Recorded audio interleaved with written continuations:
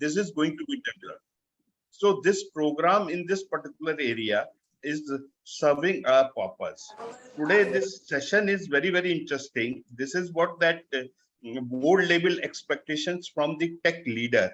So this is one of the important area. So definitely in last few years and specifically in 2.5 years, the kind of digitization coupled with technological development that has taken place, so this is changing the entire spectrum of Indian boards in most of the companies. So definitely I think that with your support, with your encouragement, this program, this particular batch is also going to be very, very successful.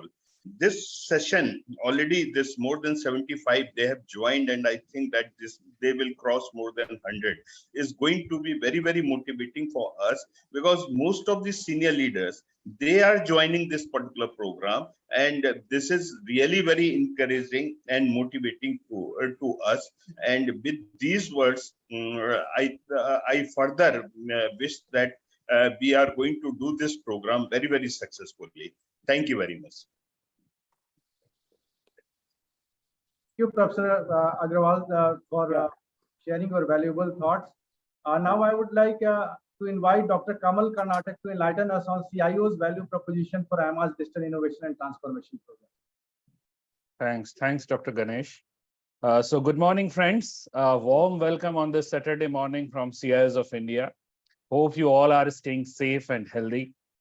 Pandemic is over now, and we are back to our offices and back to our learning, which we have not left even in the pandemic. Many of you know that as a CIS of India, we always look for the learning opportunities for the community, and today is no exception. Today we have planned an excellent learning session for all of you. In recent times, especially in the post-pandemic era, the expectation of organization from IT has increased multifold. There are a lot of requirements which are coming from business. And many times as a tech leaders, we are not able to visualize those requirements because speed has increased too much. And we see in today's business, every business is a digital business. And this is the era where the skills which were relevant sometimes ago, those skills are a little less relevant now. And there are a number of skills that are predominant and very important, not only for now, but maybe for the future. So that makes it really important for all of us to be on the front end of the knowledge, where there are opportunities for us of learning. Because there is a huge dearth of talent, and lacking talent and skill is the top internal constraint to digital business growth. In fact, there was a survey which was done some times back, where many of the boardroom people, they said that the skill needed for digital transformations are no longer there. So if you see from a boardroom agenda, even before pandemic, boards ranked digital and technology disruption as their top business priority. And this was followed by obtaining the talent needed to execute such digital transformation. And this pandemic has escalated digital initiatives into now digital imperatives, I would like to say. Because it creates a lot of pressure on tech leaders to work with their C-suite peers and rethink skills needed as a business model change in a very high speed. For reskilling, we must find relevant and contextual program. And in CIS of India, we always are looking for these kind of programs. So in this scenario, programs as started by IMA, as Dr. Raj Agrawal said, those are very important for us as a manager and for us as a tech leaders. So today we are launching the second batch of advanced certificate program in digital innovation and transformation. This program will provide a blend of conceptual and practical learning in the in many key areas. First batch of this program, which was also supported by CIS of India, was quite successful, and I got a tremendous appreciation from all the participants. Many of the participants have joined us today in this program also. So this program will consist of theory building from the eminent faculties from IITs and other institutions, but it will also consist of various workshops. If I am not wrong, there are 6 workshops which are planned, where you can actually work on live problems or live case studies. And all those workshops would be facilitated through senior faculties from industry, from academia. And you can also have peer-based learning as all senior tech leaders like you would be participating in it. So we will share more information about this program on chat and in various groups. And this program is a paid program for selected people. We won't have many seats left because we want to have a batch of maximum 40 people so that we can facilitate their individual learning in that. And this is open for public. But if you register on behalf of CIS of India, you would be getting some good discounts. So Dr. Ganesh had agreed to give good discount for CIS of India people. So thanks, Dr. Ganesh, for that. I hope many of you would opt for this program. You can contact me or Rahul of AIMA for more detail on this program. So I won't take more of your time because today we have an excellent speaker who would be discussing on boardroom expectation from tech leaders. As I said, the requirements from business has increased. Boardroom is looking into some new kind of things. Today we have a person who has done it, who is doing it for various boards. So we will hear from him that what kind of expectations are there from the tech leaders for the CIOs. So I won't take much of your time. All the very best for all the leaders who are planning to attend this program. Any information you want on this, you can directly message me or you can contact me. Thank you once again. Thank you. Thank you, Dr. Karnatak, for enlightening us on the value proposition, and looking forward to continued support from CIOs of India. Now I would like to invite Professor M.D. Agrawal to introduce our esteemed keynote speaker for the day today and further enlighten us on value proposition of AIMA's Digital Innovation and Transformation Program. Thank you, Dr. Ganesh. Since I am short, I would like to speak first about my esteemed mentor and my guru, and my elder brother, Shailesh Haribhakti sir. Sir, thank you very much for joining us, and I'm sure that your valuable inputs and the guidance will be a great key starter for this program. In fact, this subject came to our mind that the board level expectation when we were conducting session for the last batch. Dr. Rajkumar was saying the third batch. It is in fact the third batch, but the first program was on digital business management. That was a duration for 2 months only, but of course that was also for CIOs. So this is the third batch in that manner. So the time and again, I found that most of the partners are very, very competent. In fact, they should take the. I will say that some of them will take definitely the care of the CEO, and maybe a board level entry. And there is because they were in the age, most of them were in the age of 45 and 50, not like me. And they were question all the time, sir, it's all good, but when we take to the board, to the senior management, sometimes there is challenge for acceptance. And what they're looking, I know it's a communication gap, whatever you like to say, I will hear from Shailesh Haribhakti. So this subject was all the time bothering me, because the best person to answer this subject is that who knows about the board, who has experience in working with the boards, not the textual books, or the professors. So that is what I thought. I believe in the co-creation of this sort of subjects, which are more practical. Co-creation. You must have seen. I'm continuously in touch with the participants. I'm trying to seek their inputs. Also, that how we improve the next program. And a good faculty, a good number of people we invite for half an hour kind of sessions. From the industry. So that they can when we explain the theory, when we explain the contextual framework, then we can relate that with how these companies are leveraging all those things. So I will not speak about the depth of this program. Probably we can have, if you have any query, we can have a chat with that. And I think Sanjay will also speak. Let me introduce Shailesh Haribhakti sir first. Shailesh Haribhakti sir is the chairman, Shailesh Haribhakti Associate. He is a pioneer and chartered accountant, entrepreneur, innovator, author, board chairman, board director, educationist, and global citizen. A man who has worn many hats in the corporate world, raised standards of various organizations so high that people consider him as a serial innovator. Serial innovator is a new word I have learned today. And a pioneer, teacher, speaker, author, analyst, entrepreneur, and citizen of the world. Vasudev Kutumbakam. He is not only a chartered and cost accountant, certified internal auditor, a certified financial planner, fraud examiner, but also a board chairman, audit committee chairman, an independent director at some of the country's most preeminent organizations. He is a global thought leader in the area of environment, social and governance, and has helped pioneer impactful concepts like IR and innovation path to net zero. He has been conferred with the Global Competent Board designation by competent boards. He has been awarded Vivekanand Sustainability Award 2022 by Vivekanand Youth Connect Foundation. Mr. Haribhakti actively promotes shared value creation, a green environment through his own enterprise, his leadership role as a chairman of CSR ESG Sustainability Committee of some of the boards that he served on.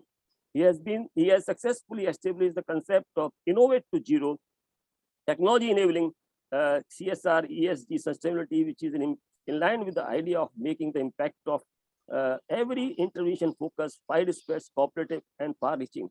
You can see that his biota is full of credits and the senior position he has occupied, whether in the industry or whether in the professional bodies like IMC or IMA kind of thing.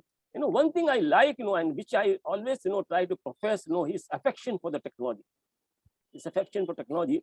In 2016, we were organizing one digital leadership summit, and he was one of our mentors for that leadership summit. And he told me, MD, I have authored a book. He's a digital professional. And he brought some 10 copies of the book, and he gave to BMA that you distribute this. In fact, yesterday night, I was referring that book on Kindle. I love sir. One of my close friend has invited me to develop a program, one-day program on digital literacy for their staff. So I was thinking to make this as a course book. When you read that book, Digital Professional, you will not get IT subjects over there. You will get practical subjects like, you talk about the customer relationship management, how it can be used for a chart accountant firm, how it can be used for a trading firm. Then like that, Google platform, how you can use for, managing your own lifestyle, so that, you are not all the time under stress. It's a worth reading book, sir. And time to time, we have also invited him in our digital leadership kind of summits and other discussions. And he was very, very innovative in coming out with new thought process. So welcome you, sir, on this platform. We look forward to your address to all of us. Thank you. Thank you very much. I fondly call Mr. MD Agarwal MDA. So MDA, very happy to be here at your invitation. Dr. Ganesh, Dr. Kamal, Dr. Raj Agarwal, Sanjay Agarwal, all the distinguished participants in this course. I'm absolutely humbled and take great pleasure in sharing a few thoughts with you. What Dr. Karnatak described was truly a VUCA world, a world which is volatile, uncertain, complex, and ambiguous. And that is the world that we at the boards are seeing almost at every meeting. Because absolutely stunning new insights just filter in. Completely unexpected disruptions happen. I mean, I was in a strategy meeting at Ambuja and ACC, and I had no clue whatsoever that in no more than 30 days, there might be a comprehensive, smooth transition in the ownership of these two marvelous companies. But that's the speed of disruption that we are all seeing all around us.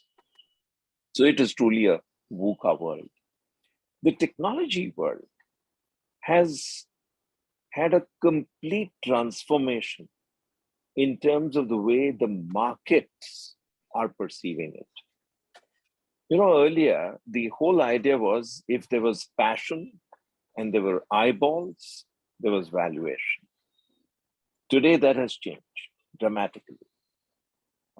I've just accepted to be on the board of this company called Swiggy, which all of us know. We get a whole lot of all our food and groceries and everything from them,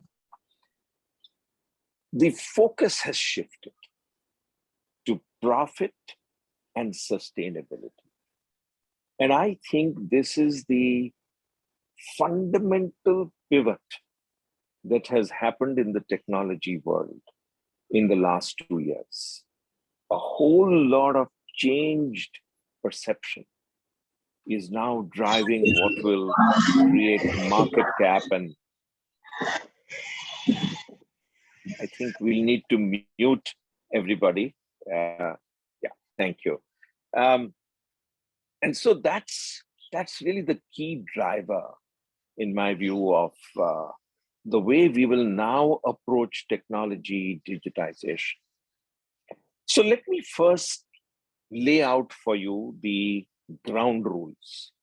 And the 3 ground rules that I would request you to remember are democratization, that is complete availability in a convenient manner, where you are, on a device that you prefer, of information, data, analysis, enablement, empowerment. 2, let us not forget that hyper disinflation is happening, even though today in the physical world we are seeing inflation. If you look at technology, it is the most fundamental instance of hyper disinflation.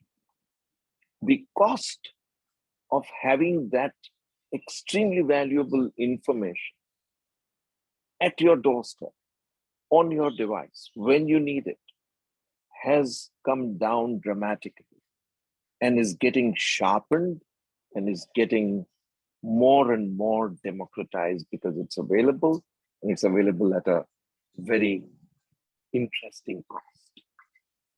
And the third big thing that is happening around us is that we can personalize everything.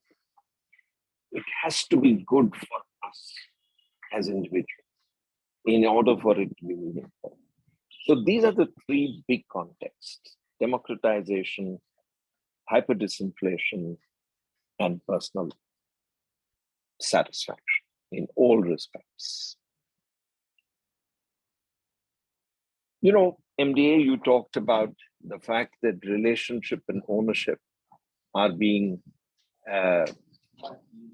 deconstructed by the lack of trust, or the need for more trust, and the need for more support, and the need for more productivity.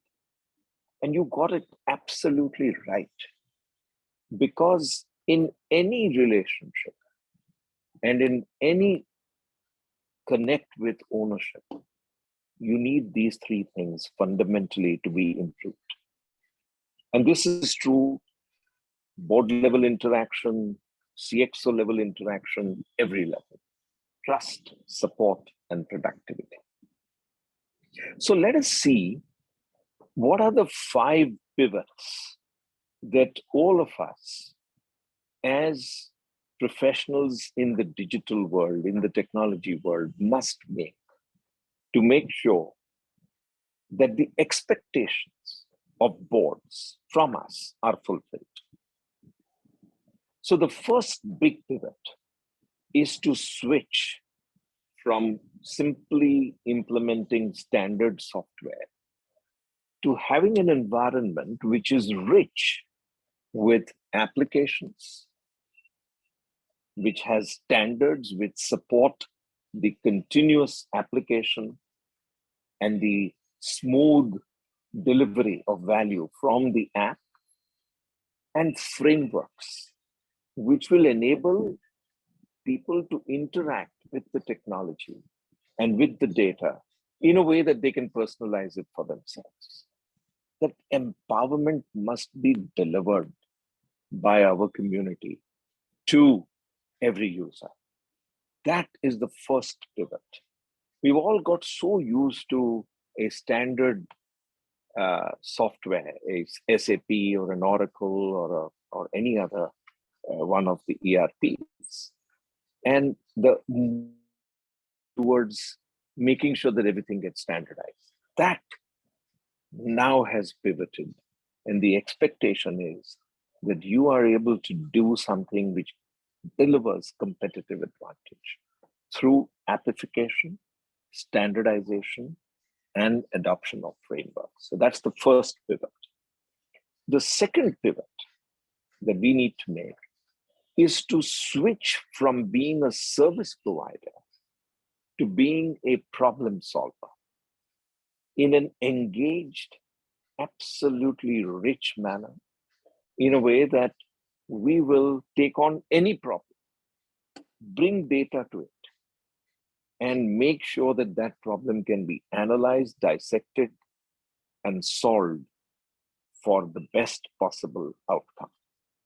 That's the big pivot that this profession, or this set of activities, or this collaboration that all of us have must make. The third pivot is from a focus on automation to a focus on data immersion. This is a very critical change in mindset that needs to be adopted if digitalization has to be successful. And let me tell you that the amount of money that I have sanctioned or been in the process of sanctioning on boards in the last 2 years for digitalization has been incredible. In many companies, the single most important investment that we made was in advanced digitalization. So it's very important that this pivot from simply automating what was in the physical world, it pivots completely to data immersion, because data is power and data is what will lead to better outcomes. And finally, there is the pivot which is going on from the physical to the phygital, to the digital, and now to the virtual world, which is being described by Facebook as metaverse. And that is the one word that will drive all our lives over the next 3 years in a manner that we never anticipated. Because the promise of the internet is now getting enhanced by the promise of blockchain. And blockchain signifies, it's a parallel development. It is not, blockchain is not equal to Bitcoin. I think that's the first notion that we need to shed from our minds. I've been pushing hard at board to take blockchain and adopt it for delivering value, immutability, creating trust, creating provenance, creating the ability to judge based on things that you can depend on, and that will not change. So we are seeing this parallel movement. Internet, of course, edge computing and 5G and all of that is powering the internet, making it more facile, more available, faster. But what is also important is to make sure that we make our data immersive, reliable, trustworthy, and available for analytics. That's where we are making all the investments. So at the board level, there are 5 Ps that I would recommend that all of us take, completely internalize, and make it part of our DNA. Personalization, very important, the first P. 2, privacy, but not privacy for the sake of keeping things to yourself, but being respected for the data that you own and being rewarded for that data if it is utilized in the creation of value. This is a concept that, again, over the last year, we've been pushing at boards, that start thinking of applications where you leverage private data with permission and share the value that you have created with the possessor of that data. That is showing respect. And that's why privacy has to be understood in a 360-degree. The third is protection. All of us have been subjected to hacking attacks, to phishing attacks, to data loss, data leak, whatever. Cyber crime and cyber security are at the absolute topmost reflection point in the minds of folks. And they don't know how to deal with it. How do you deal with near misses? You may not have been hacked, but there were attempts from 20 different jurisdictions to get into your systems, to capture your data, to capture your key information. And we need to be careful that we don't succumb to it. The fourth P is predictability. Very important for us today to be able to make at least near-term predictions based on data and based on analytics and based on pattern recognition that we are able to actually bring to the table through our digital interactions. And finally, patenting. Very important for us to realize that many patents in China, some of the highest number of patents, are being generated in the field that we are concerned with, digitalization. And therefore, very important to protect intellectual property in the right manner. Now, how do you deal with all of this complexity in a VUCA world and all of these frameworks and pivots and everything else that I've been talking about? So I've condensed it into a 2x2 matrix for all of you to absorb it and look at what technologies fit into the 4 boxes of the 2x2 matrix that I have constructed. And the 2x2 has been constructed personal versus team. That means a group of people, whoever that may be, external and internal. So if you now look at personal external box, then you will find in that a faster internet, 5G connection, an ability to make sure that you have a clean ability to interact. Like today we have a good Wi-Fi, we have a good transmission. You can see me, you can hear me. It's wonderful to have this experience because it is flawless and it is not getting interrupted or disrupted. So internet, very important. Blockchain, critical in the personal external. You want to depend on immutable, reliable data coming from a set of processes which have been very well fortified. You need cloud. Everything has moved to the cloud. And so we did, for example, in Google Finance, at the board and at the Information Technology Committee, we gave the confidence and the support to the IT team to move completely to the cloud.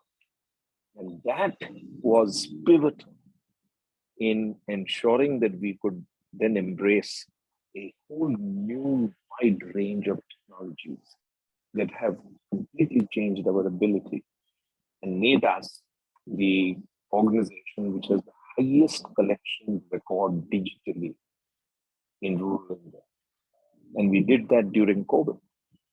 The biggest innovation that we did was to move to digital means of transferring money, collecting money, and having all the interactions with the rural digital. That was pivotal. And of course, very important to appify everything. It is just an amazing facility that today you can create by bringing your teams and your capabilities and your people together. So that's the box which contains personal external. Then there is the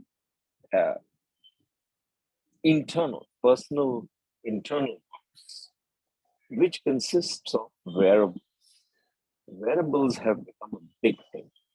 For example, I have today with me a continuous glucose monitoring little device.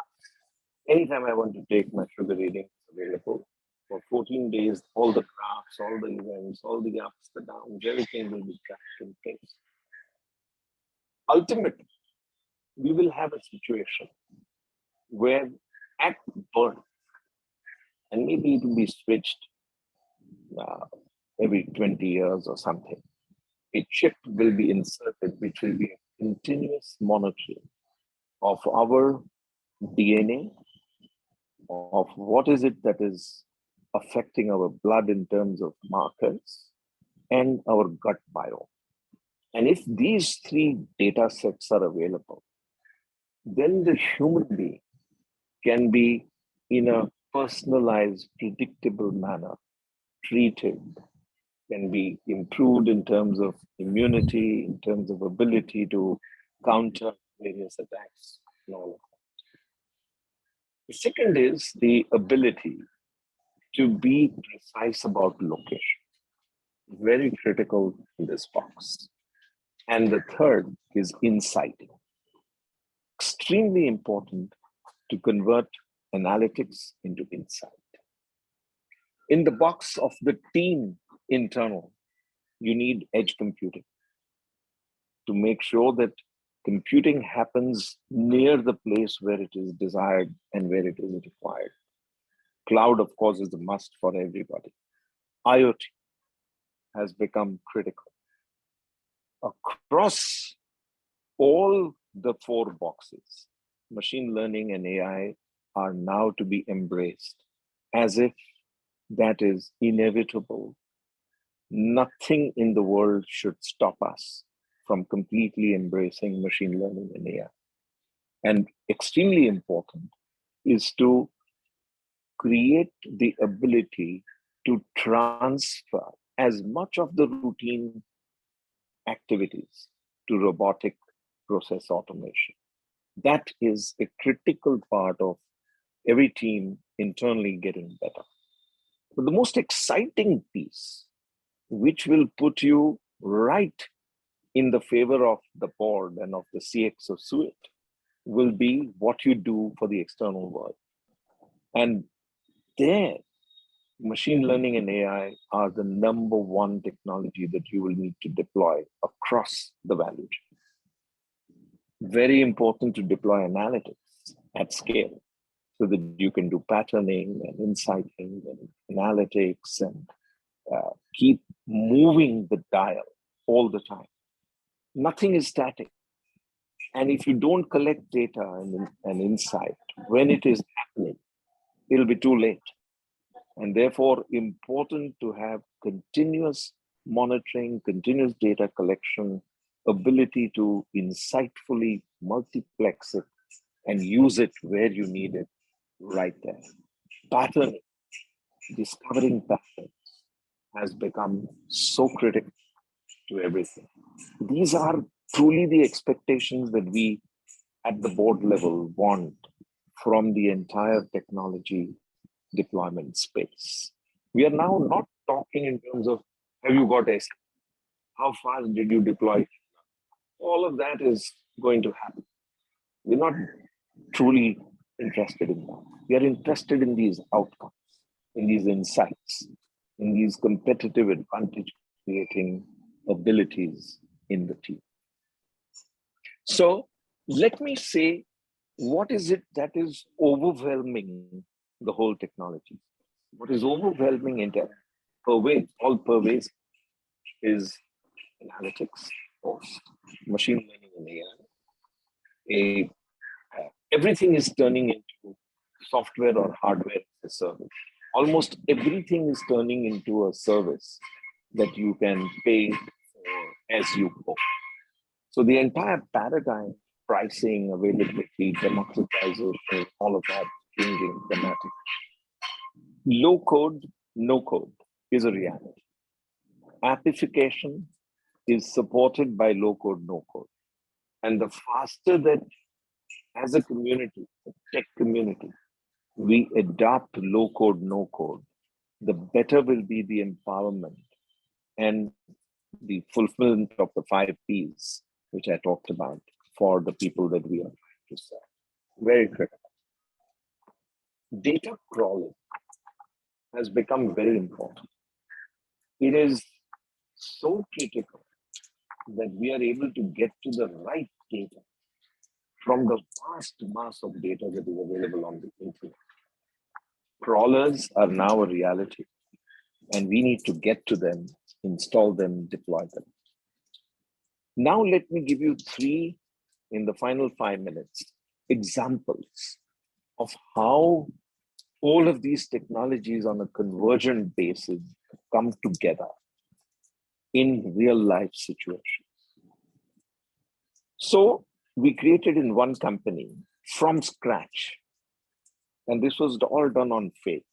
We said we will take public data and we will create a series of red flags in counterparty interactions. So an organization was set up which hired a large number of PhDs in technology. At peak, today we have 50 PhDs who are working to make sure that data crawlers, data cleansers, data aggregators, and all of that bring to the table. For 18.5 lakh companies in India, there are 18.5 lakh companies which have been registered in India, which have some, address and which have some transactions. We've been able to analyze all of them. Next phase is to analyze all the registered entities, every registered entity, and to create red flags. There's a board change, a non-payment of dues, a non-payment of wages, a dispute, a fight, or a continuous litigation. All of this is trackable and is tracked. It is astonishing how much external data is available to create an internal framework which will be valuable, to such an extent that today the service of this company is absolutely mandatory within exchanges, regulators, with banks, with anybody who's dealing with mass counterparty interactions. This has become a pivotal service, and it is improving because the machine learning algos which are integrated are continuously reducing the number of false positives that are turning up. And it is astonishing how much of a part of the internal systems of many large organizations this service has. But we just use converging technology. We use ML, we use AI, we use analytics, we use patterning, we use crawling, we need cleansers. We did all of this, and we brought it all together to create this service. And today it is getting perfected as we speak. The second is a fintech at scale. The entire idea of fintech scale at Larsen & Toubro emerged from this whole notion that we can bring technology to play and to the fore in every part of the world.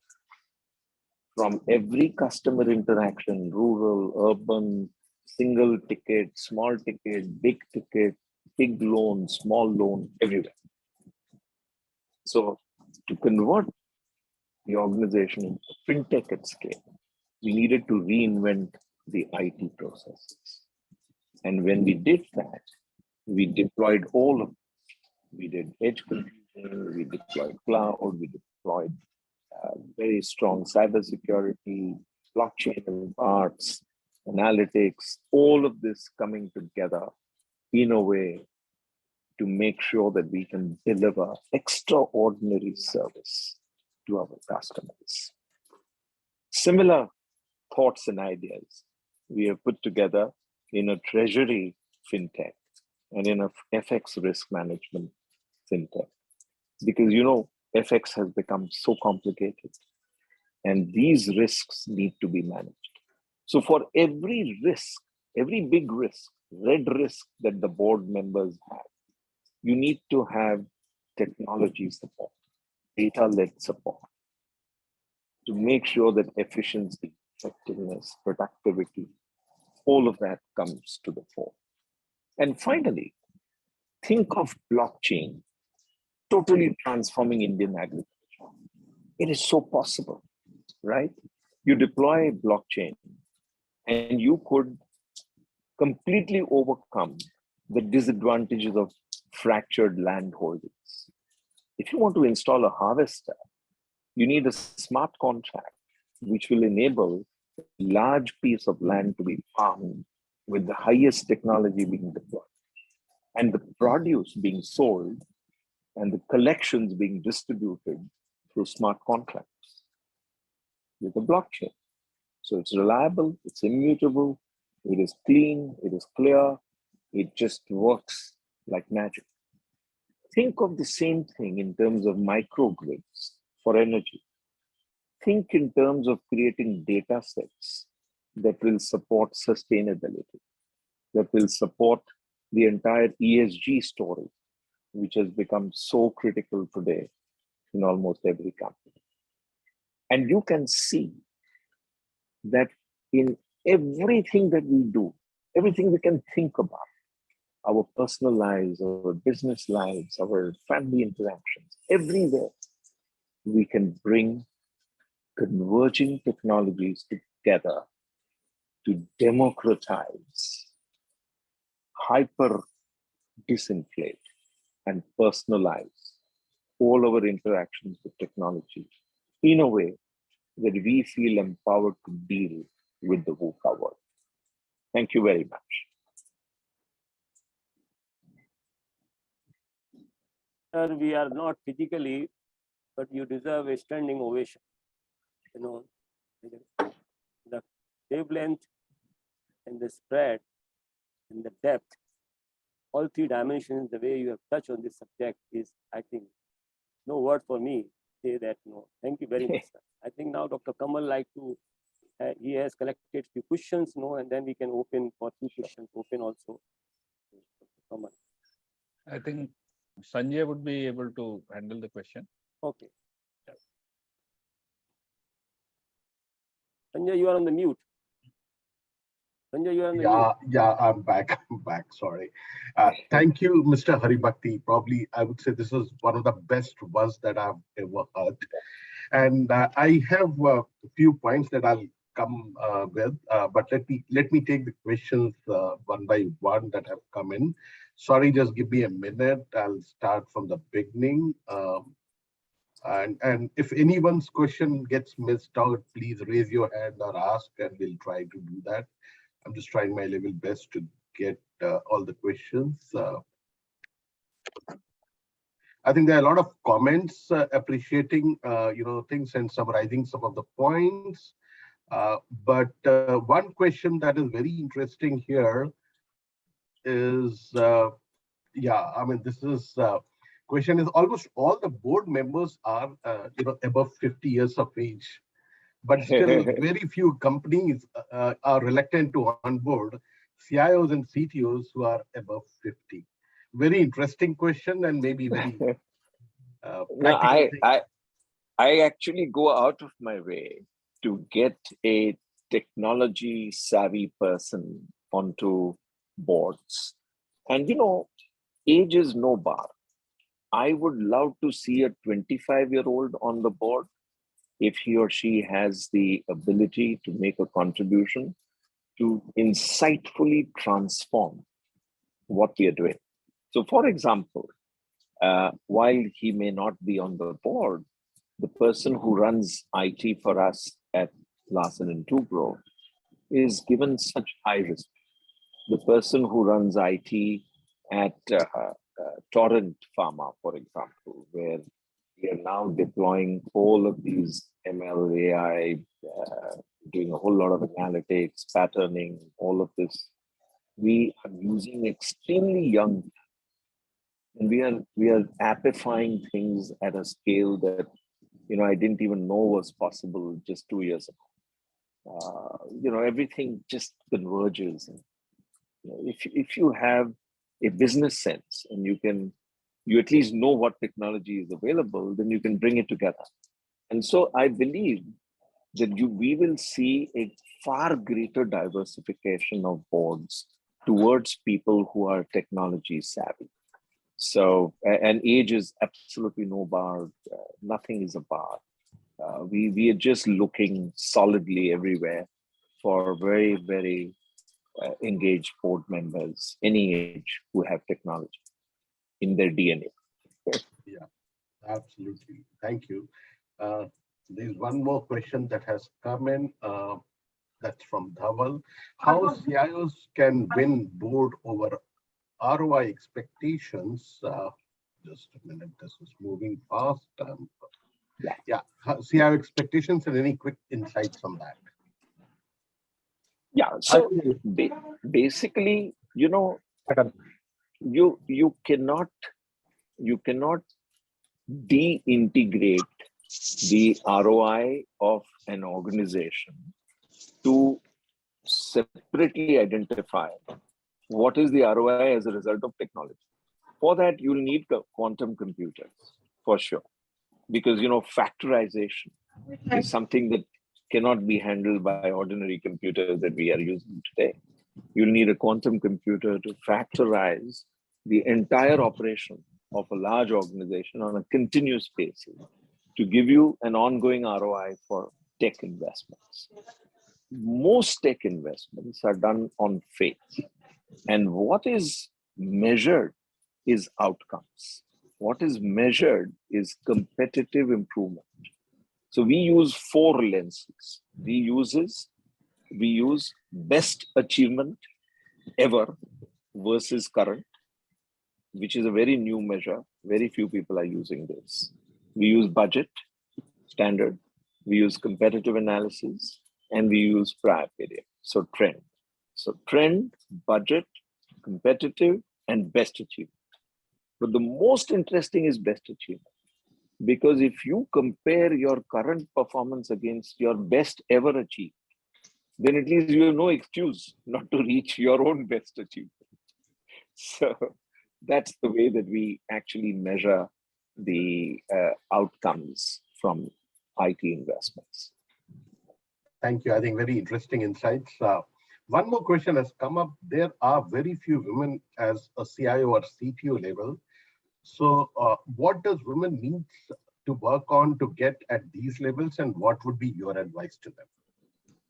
No, there's no special thing that a woman needs to do. As I say, there's no special thing that a woman needs to do to get onto a board. Similarly, there's nothing, you just need to intend yourself to be a tech person. And, you know, whatever I have said today, you will find somewhere on the internet. You know, it's just a question of whether you can put it together. That's it. That's the ability that we need to cultivate. We need to be constantly in the path of reading, learning, absorbing, multiplexing, patterning, creating insights for ourselves, and then applying them with confidence. That is the key thing. If you're not confident, if I didn't know that low code, no code works, how would I ever recommend it? Or if I didn't know that machine learning or data crawlers or data cleansers work, how would I ever recommend it? I've seen it work. And so it's easy. Thank you. Thank you. And one more question has come up. If time is there, I'll go ahead with that. And that's a very interesting one. Question is, I presume very few initiatives are of the scale that would come to Booth's attention and radar. So how do you get a perspective of the technology innovation within the organization? Wow, superb question. I love this Very question. good question. Yeah. I would say that you all should form a technology community. And I'm a technology community. And share everything that you find new. Suppose you get an insight which you had not heard before, and now you got it. Capture it. Put it in the community. Share it. And the more you share and the more you work as a community, you will see that everybody's boats will rise. we can raise all boats through this process? It's a fantastic question, because this is something that we miss. We are always so interested in islanding and keeping things to ourselves, being the possessor of something which you'll release only at some occasion. Nothing like that should be there in our minds. You should be able to empty your entire set of insights every day.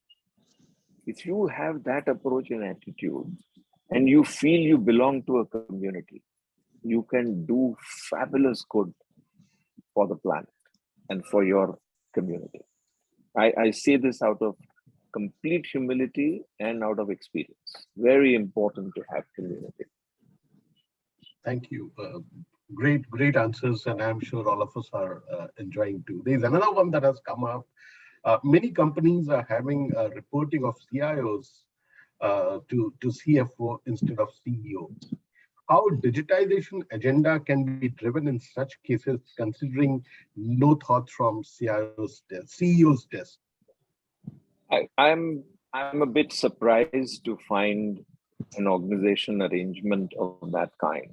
In the 20 situations that I'm deeply involved in, we have the CIO largely as part of the GMC, which is the group management committee.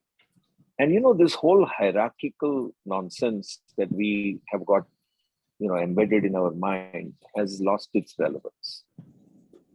As a problem arises, we create teams, and that team is supposed to solve the problem.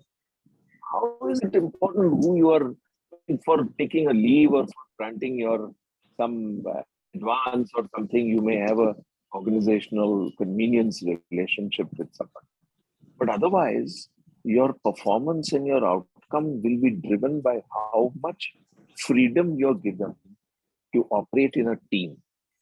And that's the way things are panning out today. I can tell you across the board, this whole hierarchical structure is breaking down because of technology and because of the democratized access to information that everybody has. Now, what I can see on my device is the same thing that my managing director can see and the same thing that my CFO can see. It cannot be different views. And if that is the case, then why do you need this hierarchy except for administrative reasons? Granting a leave or granting something.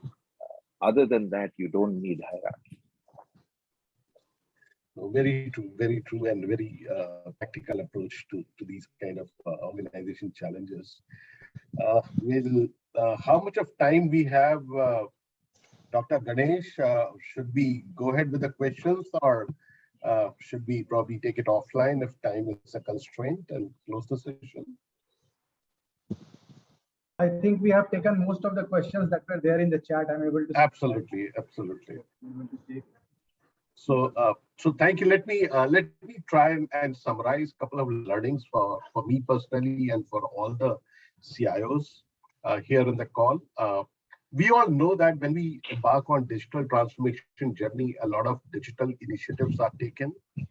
And we also know that most of the time, if we do not have approval and buy-in from CEO and board members, those initiatives never take off after a lot of good work and good technical work as well. So this session, particularly today, has given us an insight what board's expectations are. And for us to take our digital initiatives for digital transformation journey, we need to understand who are our board members, who are, what their expectations are, and see our strategy or initiative that we are planning to go ahead with. Is it aligned with the vision or not? Today, if you look at the kind of technologies that Mr. Haribhakti talked about, which clearly says that board members are knowledgeable. They not only understand various emerging technologies, but its usage, its applications and outcome that can be expected. And they are in a much better position to qualify or justify why an initiative will succeed or will fail. So for all of us who are in the CIO, CTO, CDO positions, it becomes extremely important that we not only look at the best technology that can do the job, but also keep our eyes on the outcome and how it will align to the vision that the board has and the organization has. So that way, a lot of inputs have come today in the session. And thank you, Mr. Haribhakti ji, very, very informative session. And thanks to all the members here who are in the call, Professor MD Agrawal, Dr. Raj Agrawal, Dr. Ganesh, Dr. Kamal Karnatak, for this session. And I'm sure CIOs are benefited a lot with this kind of conversation today. Thank you once. Thank you very much. Great pleasure being here with all of you. Bye-bye. Thank you.